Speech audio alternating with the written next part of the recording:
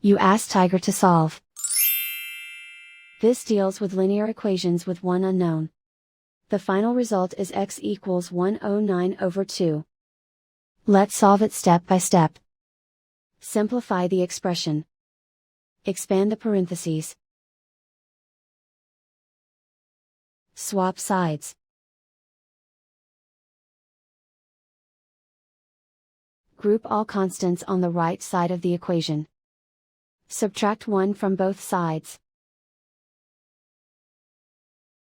Simplify the arithmetic.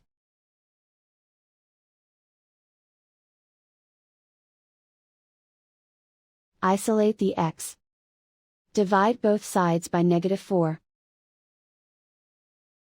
Cancel out the negatives. Simplify the fraction. Cancel out the negatives. Find the greatest common factor of the numerator and denominator. Factor out and cancel the greatest common factor.